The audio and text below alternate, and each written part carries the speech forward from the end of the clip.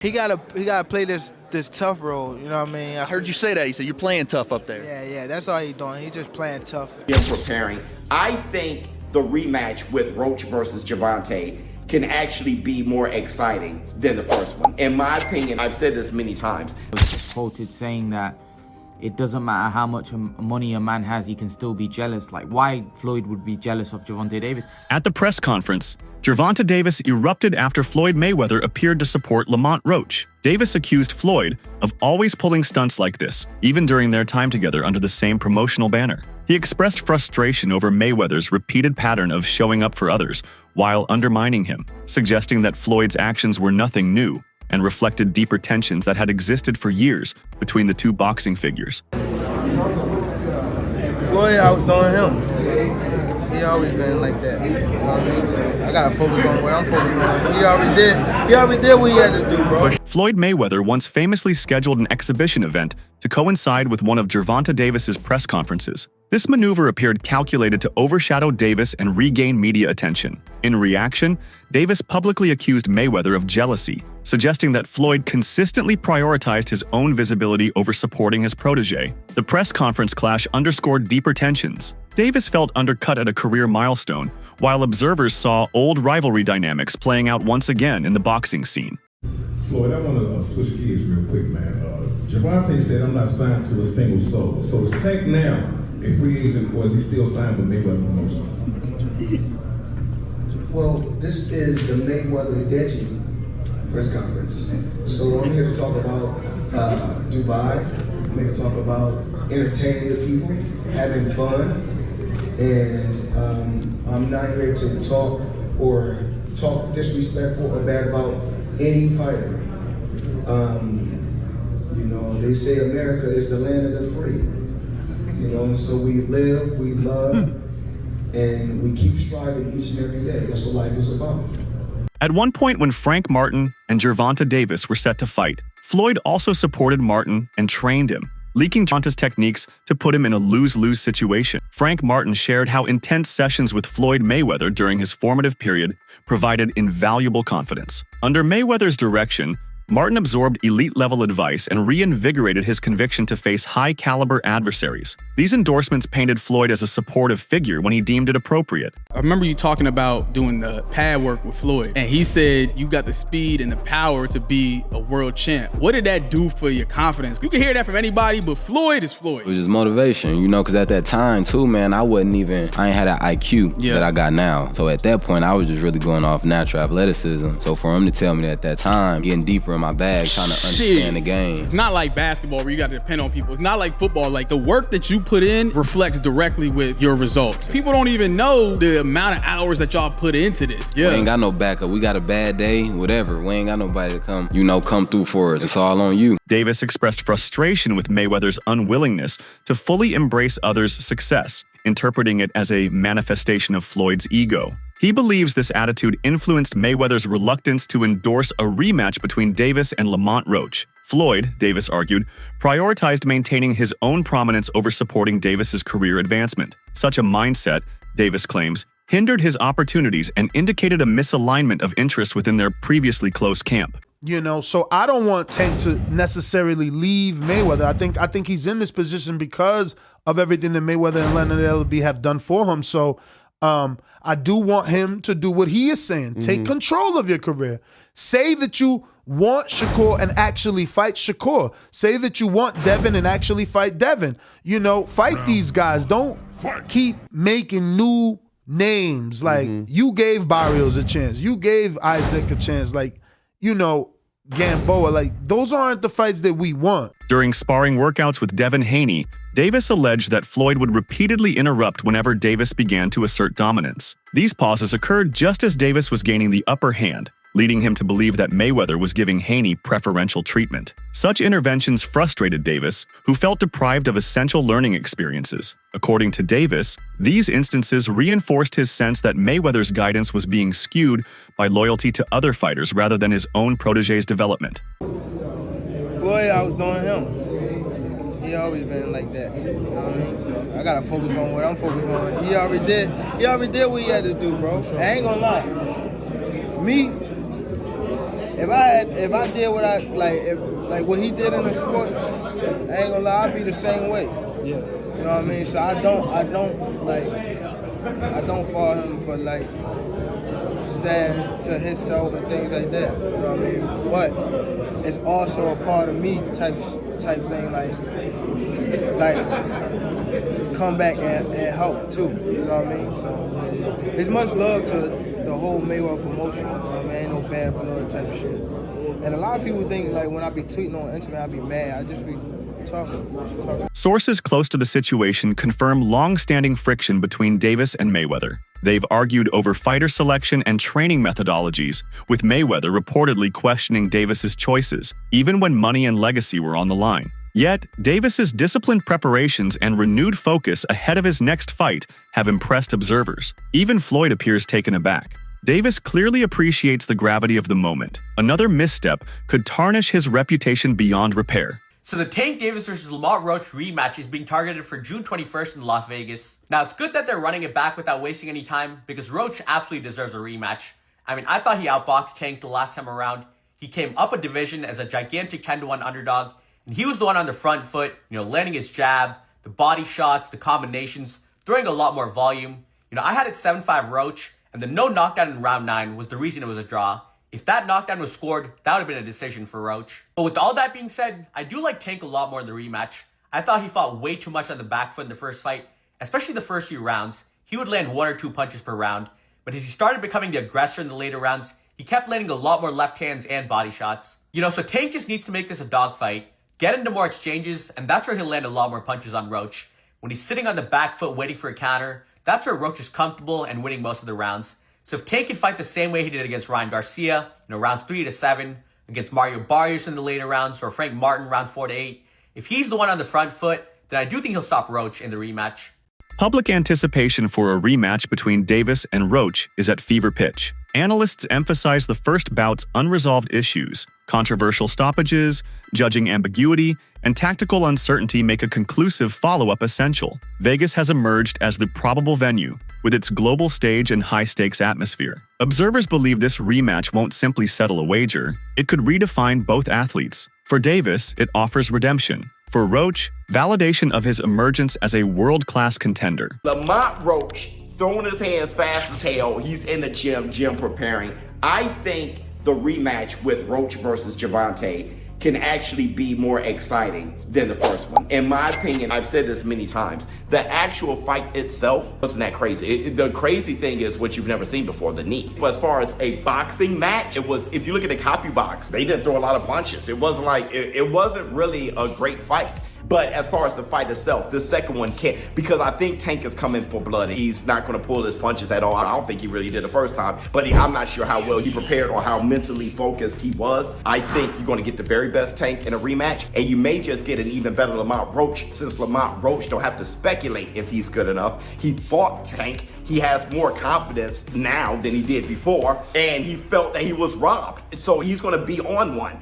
I think the rematch is going to be far more exciting. Davis's exit from Mayweather Promotions ignited controversy when disagreements over career trajectory spilled into public view. While Floyd envisioned a curated development path, Davis sought control over his own fights. This clash revealed deeper tensions, loyalty versus independence. By choosing autonomy, Davis faced both the freedom and the risk. The publicized departure demonstrated the fragile balance between mentorship and management in elite boxing. Gervonta said, "I'm not signed to a single soul." So is Tank now a free agent, or is he still signed with Mayweather Promotions? Well, this is the Mayweather Deji press conference. So I'm here to talk about Dubai. I'm here to talk about entertaining the people, having fun, and I'm not here to talk disrespectful or bad about any fighter. They say America is the land of the free. So we live, we love, and we keep striving each and every day. That's what life is about. Floyd's father, Jeff Mayweather, commented candidly on the Davis-Roach fight's aftermath. Though surprised by the decision, he insisted it didn't constitute a robbery and expressed continued admiration for Davis. Yet, Jeff admitted Lamont Roach's performance may have dented Davis's aura of invincibility. Other fighters now regard Davis as beatable. His perspective underscores that even high-profile supporters are wrestling with the shifting power balance within boxing. Jeff Mayweather here at the Mayweather Boxing Club. How are you doing, sir? Okay. You don't look okay. No, well, I am. All right, well, we got this potential rematch everybody wants to see, Tank Davis versus Lamont Roach. First of all, are you surprised that everybody's wanting to see a rematch between these two? Because no one expected it to be a close fight in the first place. That much is true. And me, myself, I mean, I'm a big Tank fan. And I was shocked. I was shocked at the outcome of the fight. Who did you have winning the fight? I had Roach winning the fight. Yeah. Do you consider it robbery, or do you lean Roach and are cool with the draw? I wouldn't say it was a robbery. I mean, the fight was close. But if I was a judge, I would have gave Roach the fight. All right. Well, talking about this rematch, what do you? I mean, so the one thing Tank always had for him, everyone, he had that kind of almost like Mike Tyson-esque, right? The air of invincibility, the knockout power. People were scared of him, that kind of thing. Do you think what Roach did to him, moving up in weight, and not being a big puncher himself, but able to withstand Tank, that kind of his air of invincibility has maybe been slightly diminished? I won't say it's been diminished, but I do think that more people, more fighters that probably were afraid of him are not going to be afraid of him anymore. And do you think that's almost something that can play in Tank's hand, right? Maybe we had an off day. Everybody has an off day, and take him. Yeah, everybody can have off night, but I think the one thing that is the most important thing that nobody's talking about is the fact that they did fight each other when they were young, growing up, when they were kids. Roach's camp has leveled pointed critiques against referee Steve Willis for key decisions during the first fight. They argue that Willis neglected to score pivotal moments in favor of Roach, thereby influencing the bout's narrative. Their stance is that officiating failures, not merely in-ring performance, shaped the outcome. This ongoing dispute casts a shadow over the legitimacy of the result and adds urgency to the demands for a clear rematch. Obviously the part with the grease in the eye, that took on a life of its own. You know what I'm saying? That was a headline in the fight. One is, what did you think when he said that initially, just like the grease in the eye? But two is like, when you was in the fight, was there any point that you saw that? Like, did you see like him kind of messing with his eye, or did you have any indication that that was something that was bothering him? No, see, and that's the thing. If you look at the whole fight, he was never bothering his eyes before you jabbed him. Before I jabbed him. Even that right hand that, like, that kind of landed, he kind of rolled with it. But after that, you could see him wipe his eye. And then, right after I hit him with the jab, you could see him wipe his other eye.